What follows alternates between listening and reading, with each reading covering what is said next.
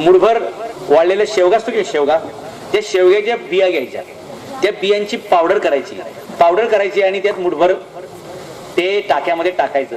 आयुष्यात त्या टाक्यामध्ये एकही बॅक्टेरिया जंतू पैदा होत नव्हता आणि त्या काळी लोक आजारी पडत नव्हते. पिण्याचं पाणी वर्षभर किल्ल्यावर उपलब्ध, शिवाय ते निर्जंतुक शुद्ध केलेलं पाणी. त्याच्यासाठी शेवग्याच्या शेंगा वापरल्या. आपण घरी प्रयोग करून बघा पाहिजे तर एक ग्लासभर पाणी घ्या, त्यात थोडीशी ही पावडर टाका आणि एखाद्या लॅबोरेटरीतून चेक करून घ्या. म्हणजे मी नुसतं सांगतोय शिवाजी महाराजांचा इतिहासकार म्हणून माझ्यावर विश्वास ठेवण्यापेक्षा सायंटिफिकली त्याची चेकिंग पण आपण करून घेऊ शकता. शेवग्याच्या शेंगा वापरल्या, क्लोरीनची पावडर वापरली नाही. आज माझ्या समोर बसलेले आणि मी पकडून आपले केस पांढरे का झाले, याला कारण पाण्यात शासनाने टाकलेलं क्लोरीन. सिटीमध्ये तर ते कर्मचारी काय करतात, क्लोरीन जिथं 5 किलो 10 किलो टाकायचे ते टाकीत टेन्शन नको मोजत बसायचं, अख्खी गोणच मोकळी करतात. मग ते क्लोरीन होतं जास्त, ते क्लोरीनचं पाणी आपण पितो, त्याची आंघोळ करतो, मग आपले केस ऑटोमॅटिक पांढरे होणे, गळणे असे प्रकारे. म्हणजे महापालिकेचे किंवा जिल्हा परिषद ग्रामपंचायतीचे कर्मचारी अशी कामाची टाळाटाळ करतात. हे देवीच्या वतून पोतच्या पोत, ज्याचे केस गळतील तो बघून गेला, आपल्याला काय करायचे. डॉक्टरांचं ह्यांची मिली बघते का काय माहिती, कारण बरं ते हे केस काळे करण्यावाल्यांचा धंदा वाढतो. ज्ञान नाही, आपल्यामुळे किती लोकांचं नुकसान होणार आहे याची त्यांना काळजी नाही. असं शुद्ध पाणी शिवाजी महाराज गडावरती सगळ्यांना मिळेल असं बघायचं. आता एवढ्या उंचीवरती पाणी कसं धरून ठेवलं असेल हो तुम्ही. आता इथून घरी गेल्यानंतर ज्याची ज्याची विहीर असेल त्यांनी घरी जाऊन चेक करायचं. त्या विहिरीच्या पूर्व बाजूला वडाचं झाड असलं पाहिजे. म्हणजे ज्याच्या शेतामध्ये वडाचं, पिंपळाचं, उमराचं, जांभळाचं, रुईचं, मांदारचं, बेहड्याचं अशी झाडं आहेत, त्याच्यात शेतात पाणी लागणार. विहीर खोदायची असेल तर खाली जमिनीत नंतर बघा, पहिलं तुमच्या शेतात झाड कुठलंय ते बघा. म्हणून शिवाजी महाराज सांगतात की तुम्ही किल्ल्याचा जो घेरा आहे ना, त्या घेऱ्यामध्ये सगळी निरगुडीची झाडं लावा. आता निरगुडीची झाडं का लावायची, निरगुडीचे 2 फायदे. त्या काळी मेडिकल स्टोअर नसायचे, जर युद्ध झालं तर औषधं 2च. पहिलं औषध निरगुडीचा पाला, आणि जखम जर लई खोल असेल तर त्याच्यावर गावरान गाईचं चुनं, जेवढं जुनं असेल तेवढं चांगलं, ते तूप त्याच्यावरती लावायचं. मग सैनिकांना औषध म्हणून ही निरगुडी कामाला येते नंबर 1. पण जिथं निरगुडीचं झाड असतं त्याच्या खाली पाणी लागतं. मग ज्याला शेतामध्ये पाणी पाहिजे, म्हणजे महाराष्ट्र शासनाने ही योजना अंमलात आणायला पाहिजे खरं तर, की जिथं जिथं पाण्याचा दुष्काळ पडतोय, भूगर्भात पाणी सापडत नाही, अशा ठिकाणी वड, पिंपळ, उंबर, जांभळ, निरगुडी अशा सगळ्या 50 वनस्पती बरं का शिवाजी महाराजांच्या, त्या वनस्पती पहिल्या लावा. तुम्ही वडाचं झाड लावलं ना, पिंपळाचं, ह्याच्या मुळ्या खाली खोलवर असतात, त्या जमिनीमध्ये जाऊन खडक फोडतात आणि खडक फोडून फोडून आतमध्ये टँक तयार होतो. आणि पावसाळ्याच्या वेळी पाणी पडतं तर ते मुळं पहिले ते शोषून घेतात आणि जेव्हा पावसाळा संपतो थेंबे थेंबे ते रिलीज करायला सुरुवात करतात. आपला स्पंज कसा असतो, स्पंज पहिलं पाणी सोकून घेणार आणि जर आपण स्पंज असा उभा धरला हळूहळू त्यातलं पाणी गळतं. तसं काम ही झाडं, वड, पिंपळ, उंबर, जांभूळ अशी सगळी झाडं करतात. त्याच्यात मी पुस्तकात लिहिलंय, शिवाजी द ग्रेट इंजिनियर नावाचं पुस्तक मी लिहिलंय, तिथं आहे टेबलावरती. त्याच्यात पाणी शोधण्याच्या ह्या 50 टेक्निक आहेत. तुम्ही जमिनीला कान लावला ना, कान लावल्यानंतर कसा जमिनीतून आवाज येतो याच्यावर सुद्धा पानाडी सांगू शकतो या जमिनीत पाणी आहे का नाही. म्हणजे पाणीवाले बाबांच्या कार्यक्रमात बोलतोय म्हणून मी जास्त पाण्यावर फोकस करतोय, नाही तर मी इतरही शिवचरित्र तुम्हाला सांगू शकतो. पण शेतकऱ्याला हे कायमस्वरूपी कामाला येणाऱ्या गोष्टीत, जमिनीतून जर गंभीर असा आवाज आला कान लावल्यानंतर तर त्या जमिनीमध्ये पाणी असतं. जमिनीचा कलर कुठला आहे ना, जर तो उंटाच्या कलरचा, गाढवाच्या कलरची जमिनीचा कलर असेल, अशा जमिनीत तुम्ही 500 फूट जरी खोदलं तिथे तुम्हाला पाणी लागणार नाही. आता आपण सुरुंग लावून खडक फोडतो. महाराजांच्या काळी अशी व्यवस्था नव्हती. मग महाराजांच्या वेळी काय करायचे, टेंभुर्णी आणि पळस माहिती आहे तुम्हाला, झाडांची नाव आहेत. टेंभुर्णी आणि पळस यांची लाकडं एकत्र करायची आणि जो खडक फोडायचा आहे त्याच्यावरती जाळायची. आणि एकदा ते जाळून झालं की गरम चुन्याचं पाणी त्याच्यावर ओतायचं. आपण लाह्या कशा भासतो तसा तो खडक तडा तडा तडा फुटलेला तुम्हाला दिसतो. हे नसेल तर आणखी असे प्रकार आहेत. तुम्ही बोरं माहिती का, बोरं, ती बोरं, आंबट बोरं, कच्ची बोरं, गोमूत्र आणि इतर आणखी 2-3 वस्तू आहेत, त्या एकत्र करायच्या, 7 दिवस भिजवायचं आणि ते पाणी जर तुम्ही खडकावर ओतलं तो खडक सुद्धा फुटतो. नंबर 2. नंबर 3, जर असं पण होत नसेल, म्हणजे पर्याय, शेतकऱ्याला जो पर्याय उपलब्ध असेल त्यांनी तो वापरायचा. कारण महाराजांचं टेक्नॉलॉजी ही पर्यावरण रक्षक आणि पर्यावरण पूरक. नाही तर महाराजांना पण सुरुंग लावता आले असते. त्या काळात तोफा होत्या, बंदुका होत्या, म्हणजे सुरुंग नव्हते का, ते सुरुंग फक्त भागदाडं पाडायला, बुरुज पाडायला वापरले जायचे. तेच सुरुंग शिवाजी महाराजांना विहिरी खोदण्यासाठी वापरता नसते आले का? पण महाराजांनी निसर्गपूरक असं काय करता येईल ते करायचा प्रयत्न केलेला आहे. तिसरं, सागाचं लाकूड माहिती तुम्हाला? वाळलेली सागाची लाकडं घ्यायची, खुंटी म्हणतो मध्ये खुंटी. त्या जो खडक फोडायचा आहे त्याला छिद्र पाडायचं, 5-6 इंचाचं खाली खोल छिद्र पाडायचं आणि त्याच्यात ती सागाच्या लाकडाची खुंटी त्याच्यात ठोकायची, अगदी वरून ठोकायची आणि दररोज तिला पाणी द्यायचं. जसं जसं तुम्ही पाणी देताल, याला तुकाराम महाराजांचा अभंग पुरावा आहे. ओले मूळ भेदे खडकाचे अंग. खडक फोडायचा असेल तर झाडाचं मूळ वापरायला पाहिजे. तसं सागाची ती लाकडी तुम्ही त्यात ठोकली आणि त्याला दररोज पाणी दिलं की तो साग असा फुगतो, एवढ्या ताकदीने फुटतो की तुम्हाला वीट पाहिजे असेल तर विटेच्या आकाराचं पण तुम्ही खडक डायरेक्ट फोडू शकता. मग तुम्हाला जे दिसतं ना, महाराजांची तळी आयताकृती आहेत, दगड असे चौकोनीच काढलेले आहेत आयताकृती. त्याला कारण टेक्निकली खाली खाली जात ते सगळे खडक फोडलेले आहेत आणि हे सगळं 4000 फूट उंचीवर हा माणूस करू शकतो. म्हणजे हा माणूस किती मोठा शेतकऱ्यांचा पाण्यासाठीचा इंजिनियर असला पाहिजे. मग हाच वारसा तुमच्या गावाला लाभलाय आणि म्हणून मी तुमच्या गावामध्ये आलेलो आहे हे सगळं बोलायला. पाणी हे शेतकऱ्यासाठी प्राथमिक गोष्ट आहे. शिवाजी महाराजांनी असं सगळं पाणी शोधलं. म्हणजे त्या वनस्पती वेगळ्या. तुम्हाला बाणगुळ माहिती आहे का? बाणगुळ, बाणगुळ कशाला म्हणतात? शेरावर येतं ते पिवळं. बाणगुळची आणखी एक व्याख्या आहे, म्हणजे या पुस्तकात मी दिलंय, शिवाजी महाराजांच्या पुस्तकात दिलंय. परावलं मी जीव. फुलांच्या झाडावर जर फळाचं झाड आलं, काय म्हणतो मी? फुलांच्या झाडावर जर फळाचं झाड आलं किंवा फळांच्या झाडावर जर फुलांचं झाड एखादं गेलं, याला म्हणतात बाणगुळ. अशा ठिकाणी तुम्ही खोदलं तर 15 फुटा विहीर लागते, पाणी लागते. एखादं आंब्याचं झाड असेल, त्या आंब्याच्या झाडाची एक फांदी अशी खाली वाकलेली आहे, जमिनीच्या दिशेने आलेली आहे. ज्या दिशेला ती जमिनीकडे वाकली तिथं तुम्ही खोदलं तर 20 फुटावर पाणी लागतं. वड आणि पिंपळ एकत्र असेल तर तिथे सुद्धा पाणी असतं. नुसतं वड असेल तरी लागतं, पिंपळ असेल तरी लागतं. नुसतं बोरीचं झाड असेल, बाबळीचं झाड असेल आणि त्याच्या बाजूला वारुळ असेल, आपल्याला तो वारुळ म्हणजे साप, ही चुकीची कल्पना आहे. वारुळ हे मुंग्यांनी राहण्यासाठी बांधलेला स्वतःचा किल्ला आहे. पाण्यापासून आणि थंडीपासून प्रोटेक्शन व्हावं याच्यासाठी. आपल्याला वारुळ म्हटलं की साप, आणि आपण काय करतो? ते सापाला दूध पाहायचा प्रयत्न करतो. साप हा दूध पिणारा प्राणी नाहीये. आम्ही दूध पाजतो. आमच्या डोक्यामध्ये चुकीच्या कल्पना आहेत आणि शेतात साप दिसला की आपण मारतो. ऍक्च्युली साप शेतकऱ्याचा शत्रू का मित्र आहे? किती लोकांना माहिती आहे? शत्रू आहे असं ना माहिती नाही, हात वर करा. मित्र आहे असं हात वर करा. म्हणजे एवढ्या लोकांना शेतात साप असणं हे चांगलं आहे असं माहिती आहे. दिसल्यावर काय करता मग तुम्ही? असं उलट का कृती करता? म्हणून ज्याला शंकरापर्यंत जायचंय त्यांनी पहिले नंदीची पूजा केली पाहिजे असं म्हणतात आपल्याकडे. पहिले नंदीच्या पाया पडायचं, म्हणजे गोरक्षा पहिली झाली पाहिजे. तुमचं शेतीसाठी लागणारं पशुधन हे वाचलं पाहिजे. आणि शंकराच्या गळ्यात साप कशाला? तो याच्यासाठी की तुम्ही मारू नका. जर साप तुमच्या शेतात असेल तर तुमचं शेत कधीच साप होणार नाही, ते शेत सुरक्षित राहील. शेतीचं नुकसान सगळ्यात जास्त कोण करतो? उंदीर करतो. आणि उंदराला खायचं काम कोण करतो? साप करतो. मग साप आम्ही शेतात सोडले पाहिजेत का दिसलेले शेतात मारले पाहिजेत? खरं तर 5% म्हणजे 4च साप हे विषारी आहेत. फुरसे, नाग, मण्यार आणि घोणस. फुरसे, नाग, मण्यार आणि घोणस. आणि ते ओळखायची पण व्यवस्था आहे. आलं लक्षात? ज्यांचं तोंड पुढे चिचकुळ असतंय ते साप विषारी, आणि ज्यांचं गोल असते ते विषारी नसते. एवढे साधे साधे लॉजिक्स आहेत. म्हणजे तो साप चावायचे वेळ कशाला? तो त्याच्या जीवाला भीत असतो बिचारा. तो भीतीपोटी असा फणा काढतो. आपण समजून घ्यावं की तो सिग्नल देतोय, दूर हटो, दूर हटो. आपण परत तिकडे जायला उद्योग केला तर मग तो ऐकत नाही, मग तो चावतो. हे सगळं आपण समजून घेतलं पाहिजे. म्हणून शेतामध्ये जी चक्र आहे की नाही, याचं निसर्गाचं चक्र आहे, कीटकांचं एकावर एक एकावर अवलंबून, ते आम्ही तोडलं म्हणून शेतीमध्ये आता पिकत नाही. पहिल्यासारखे तुम्हाला फुलपाखरं दिसतात का? पहिल्यासारख्या मधमाशा दिसतात का? पहिल्यासारखे रानात तुम्हाला पक्षी दिसतात का? तुम्ही त्यांना संपवलं, याचा परिणाम आता तुम्ही संपणार आहात. म्हणून पहिलं तुम्ही ती व्यवस्था केली पाहिजे की फुलं असली पाहिजेत, फळं असली पाहिजेत. अहो हे पक्षी वगैरे यांच्यामुळे अर्ध जंगल आहे.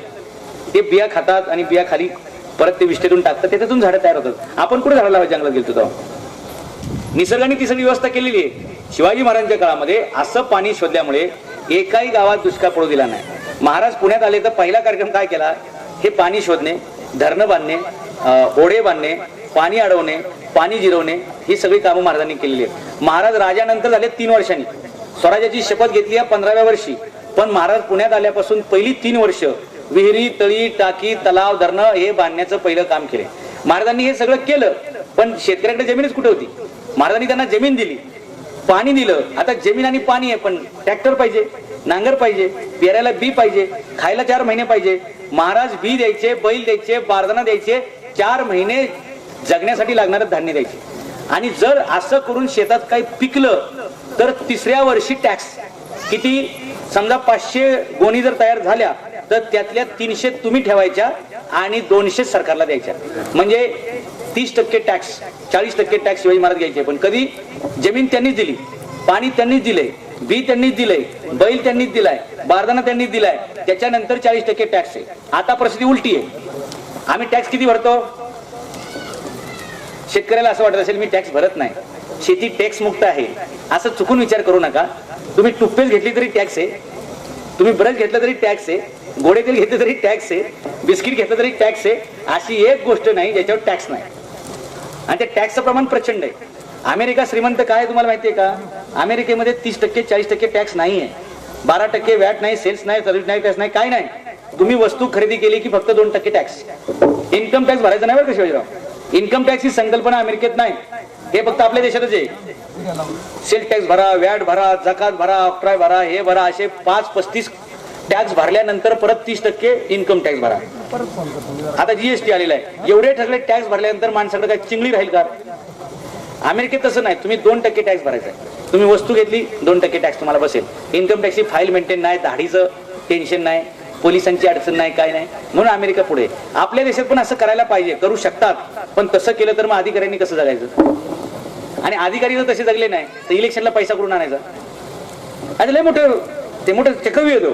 आणि त्याच्यामध्ये शेतकरी आपला स्वतःच्या अडचणी सोडण्यासाठी उपोषण करतोय, धरणे धरतोय. त्याच्याबद्दल काय कोणाला पडलेलं नाही. आश्वासनं देणार, तुरीला हमी भाव देऊ, कापसाला हमी भाव देऊ.